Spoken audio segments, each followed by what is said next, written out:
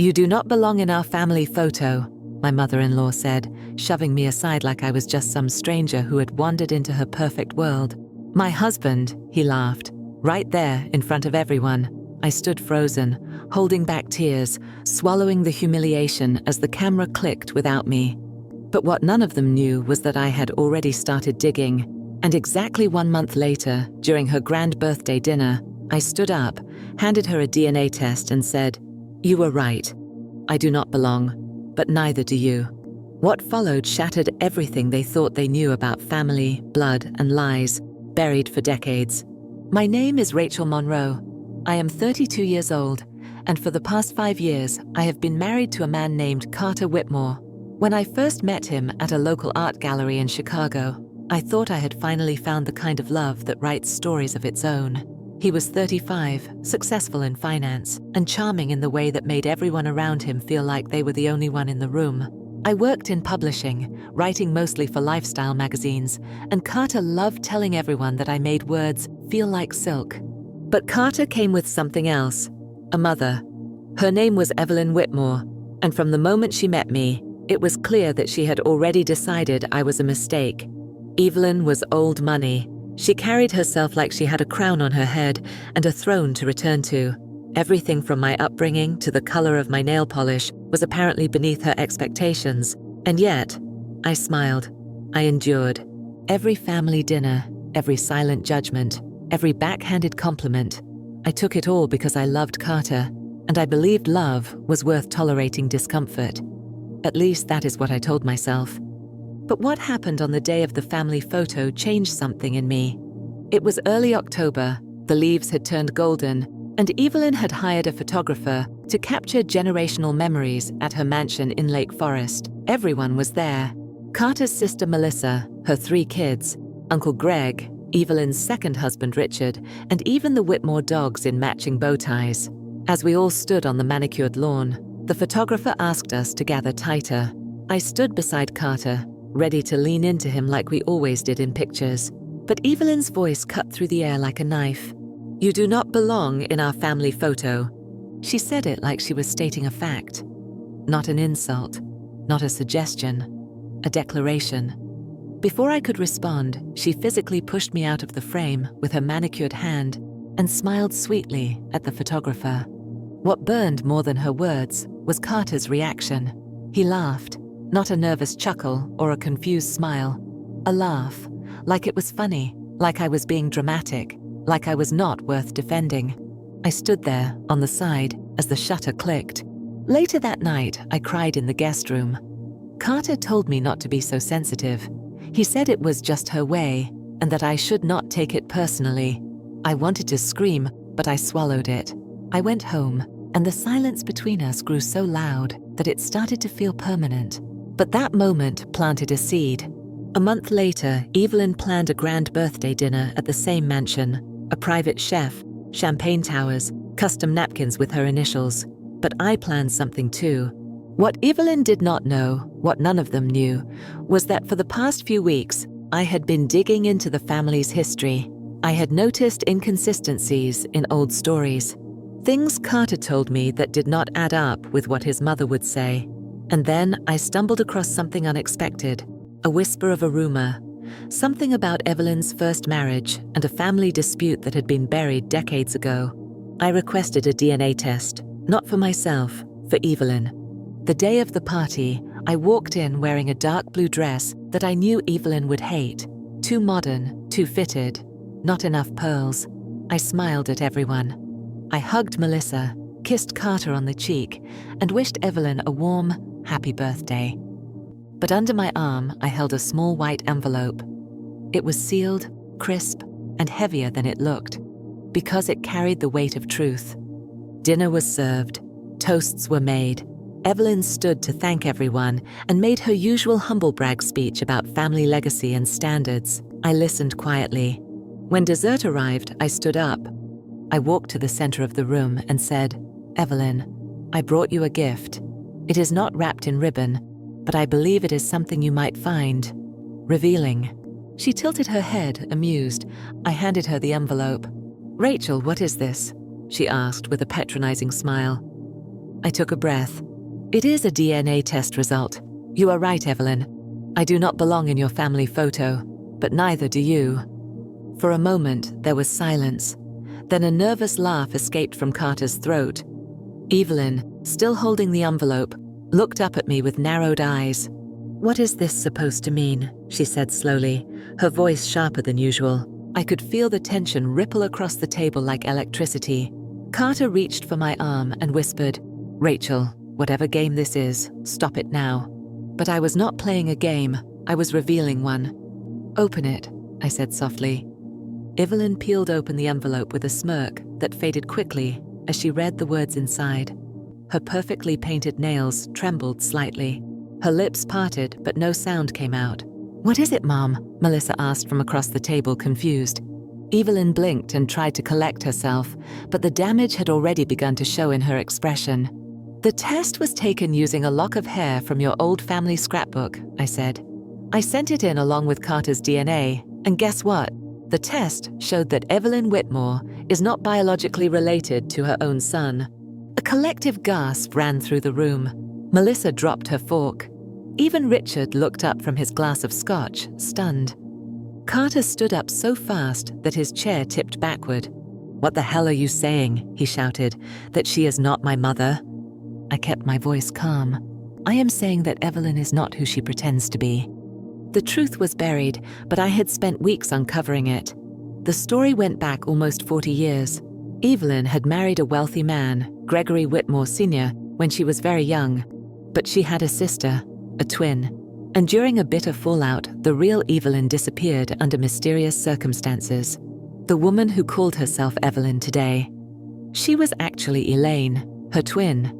She had assumed her identity after a tragic accident no one ever investigated too deeply. I had found pieces of the story in newspaper archives, even a photo from a local article that showed the two sisters together before one vanished. There had been whispers in small circles, people who doubted, but no one ever dared confront her. Until now. She took her sister's life and her identity, I said, and raised Carter as her own, even though he was not biologically hers. That is why you have always treated me like I do not belong, Evelyn. Because deep down, you have always feared being exposed. She stood up, her eyes wild. "This is insane. This is complete fiction." But Melissa's voice cut through the room. "Is it though? You have always hidden things. You never talk about the past, not even about your own parents." Richard finally spoke up. "You told me your family home burned down. You said your sister drowned." I looked at Carter, his face pale. "I did this because I needed you to understand," I said quietly, "that your mother is not the person you think she is, and that maybe, just maybe, I am not the outsider here." Carter sat down slowly. His eyes never left his mother. The dinner ended in chaos. Evelyn, or rather Elaine, stormed out before anyone could say another word. Melissa left soon after, taking her children and refusing to speak. Richard remained seated, quietly rereading the test result like he needed it to make sense of the woman he had shared his life with. Later that night, Carter and I drove home in silence. When we pulled into the driveway, he finally asked, "Why did you go that far?" I turned to him. "Because she crossed a line long ago, and because I knew you would never believe me unless the truth was undeniable." He did not respond. I moved into the guest room that night, but that was not the end. It was only the beginning. A week after the party, I received a message from someone I had never met, an older woman named Margaret, who claimed to have known both Evelyn and Elaine back in their hometown in Oregon. She said she had more to share, things that could change everything again. I drove upstate to meet her in person. What she told me that afternoon made my skin crawl. Margaret lived in a modest home on the edge of a quiet town that felt frozen in time. She welcomed me in with trembling hands and eyes that carried too many memories. She offered tea, but I declined. I only wanted answers. "I was there when Evelyn and Elaine were little girls," she began, her voice shaking. "They were identical, yes, but very different inside. Evelyn was gentle. Elaine, she was always a little more cunning." I listened in silence as she recounted the story I had only half uncovered. In the summer of 1983, a boating accident was reported at the lake near their family estate. Elaine was found unconscious near the shore. Evelyn was never found. The family assumed she had drowned, but Margaret always suspected otherwise. I saw Elaine the next day. She looked different, stiff, pale, hollow. But people said it was grief, Margaret said. But when she spoke, she had a small scar that Evelyn never had. I knew right then that was not Evelyn. No one dared question her. Their parents were devastated, and after they died 2 years later, Elaine vanished for nearly a decade. When she reappeared, she was married to Gregory Whitmore Sr., calling herself Evelyn, acting as if the past had never existed. You are telling me she faked her identity and inherited the Whitmore fortune, I asked. Margaret nodded. She always wanted to be the one in control, the one people listened to. She stepped into Evelyn's life like she had rehearsed it. It was all beginning to make sense. Elaine, had spent her whole life trying to erase what she had done, maintaining control by controlling everyone around her, including Carter. I returned home with new resolve. I did not just have a DNA test. I had a witness. I had history. And more importantly, I had motive. But something unexpected happened that week. Carter's sister, Melissa, showed up at my office unannounced. Her eyes were red, her hair messy, and she looked like she had not slept in days. I need to show you something, she said, handing me an old box. Inside were photographs, letters, and a small journal. Pages of it had been torn. Others were smeared with what looked like water damage. But the handwriting was delicate, soft, and real. At the bottom of the last page, I saw the name Evelyn. Melissa sat across from me, her hands clenched. I found it in Mom's, Elaine's closet. It was hidden in the lining of an old suitcase. I think this journal belonged to the real Evelyn. I flipped through the entries, my chest tightening with every word. The last few pages hinted at fear, at betrayal. One line chilled me to the bone. Elaine said she could be me if she wanted, that she would do it if I kept saying no. There was no confession, but the implication was clear. The real Evelyn had felt threatened. And shortly after, she vanished forever. We both sat in silence. Melissa was crying now. I always thought Mum was strict, she whispered, but I never imagined this. I looked at her and asked what I had been thinking all along. Do you want to know the full truth? Melissa nodded. We went to a lawyer, together. With the DNA results, the photographs, the journal, and Margaret's testimony, we initiated the process of reopening the Whitmore estate records. But things moved fast. Too fast. Just 3 days later, Elaine, was hospitalized after what Carter said was a stroke. But something felt wrong. She had been perfectly fine just days earlier.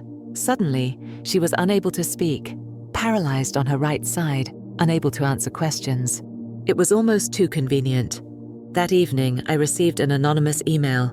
No subject line, just a single sentence. You are not safe anymore. My hands shook. Had I pushed too far? Was someone else involved? I stared out the window, my reflection barely visible in the dark. For the first time since the family photo incident, I felt truly afraid, because it seemed I had uncovered more than a stolen identity. I had uncovered a secret that someone would do anything to protect. I stared at the anonymous message on my phone long after the screen dimmed.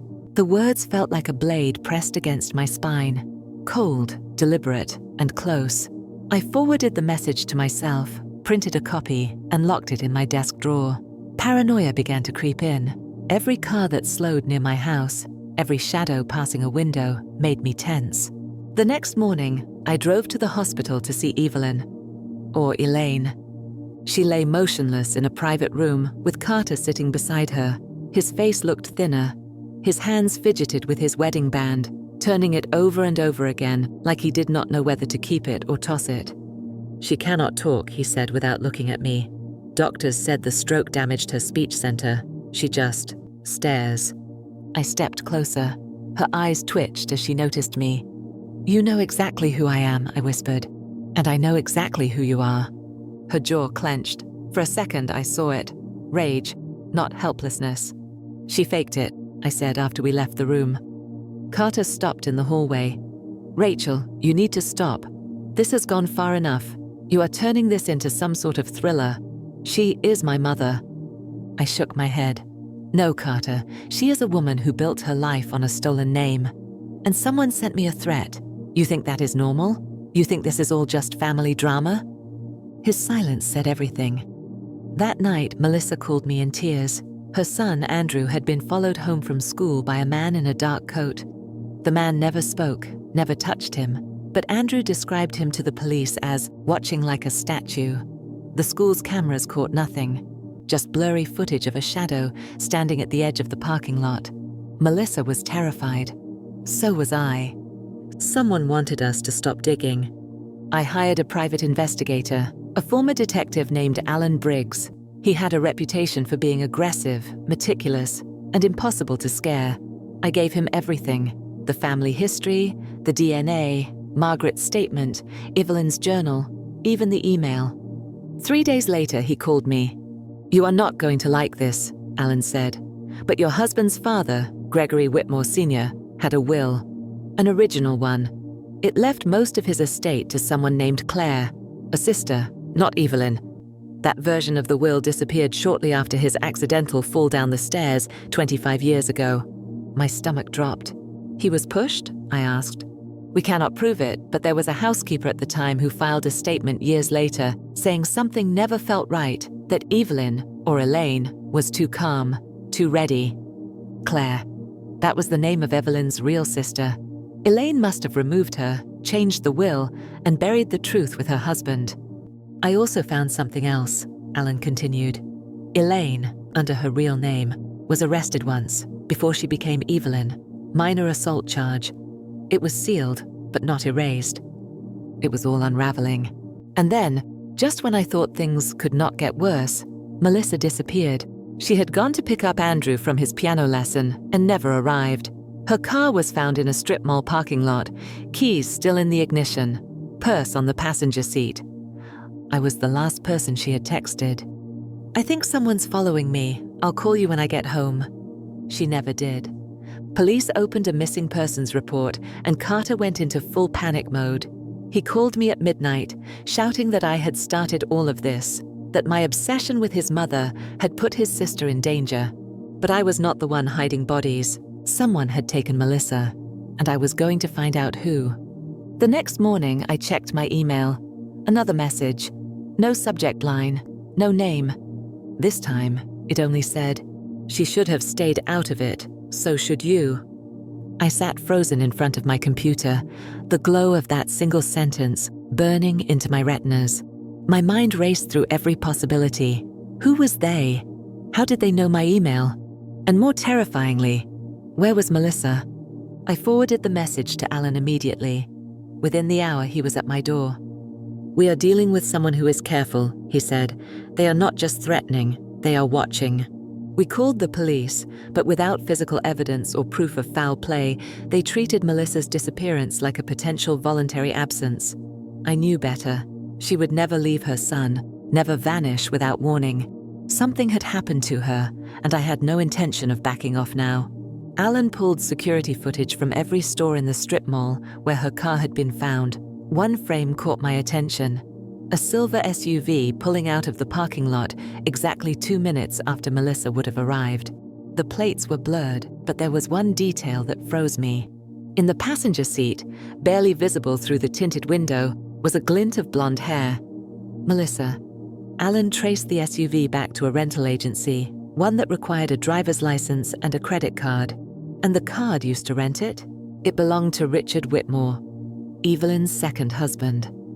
I drove to their house the next morning. Evelyn was still recovering, or pretending to, in her room. Richard opened the door, surprised, a little too surprised. "We need to talk," I said, pushing past him. He tried to act innocent, confused, insulted. But when I confronted him about the rental car, his mask cracked. "Just for a second. You think I did something to Melissa?" he said. "That is insane." I leaned in. "Not just Melissa. You have been helping Elaine cover up everything for years. The fake will, the identity theft, maybe even the murder of Gregory Whitmore Sr. His fists clenched, but he said nothing. You were in love with Elaine before Evelyn died, were you not? I asked. The silence was all the confirmation I needed. Later that night, I got another call from Alan. We found her, he said. Melissa had been held at a private cabin, owned by a holding company registered under Richard's name. She was alive, shaken, dehydrated, and terrified. Police raided the property based on Alan's tip. Melissa said Richard told her he was protecting the family legacy and that some truths should stay buried. He was arrested. The media got wind of the arrest within hours. It exploded. The Whitmore name was everywhere. Legacy tainted, scandals unfolding, reporters circling. Carter showed up at my apartment the next morning. He looked like he had not slept in days. You destroyed everything, he said. No, I said. The lies did. I just exposed them. I do not know who my mother is anymore, he said, or who I am. You are someone who needs to figure that out for himself, I replied. He stood there for a long time before finally walking away. No apology, no goodbye. A month later, Elaine, was officially charged with fraud, perjury, and obstruction. More charges were pending as the investigation into Gregory Whitmore Sr.'s death reopened. With Richard's testimony under pressure, more layers were being peeled away. I moved out of the city and started over. Melissa stayed with her children, far from the mansion she once called home. We spoke often. She called me her sister now. Funny how truth can rewrite everything. As for Carter, I never saw him again. The last thing I received from him was a letter in the mail, a single sentence on white paper. You were never the outsider. I was just too blind to see it. Sometimes family is not defined by blood, nor by photos arranged in perfect rows. Sometimes it is defined by who stands with you when everything shatters. And sometimes the truth that was meant to destroy you ends up setting you free. If you enjoyed this story and want more shocking twists and powerful reveals, make sure to subscribe and turn on notifications. You will not want to miss what comes next.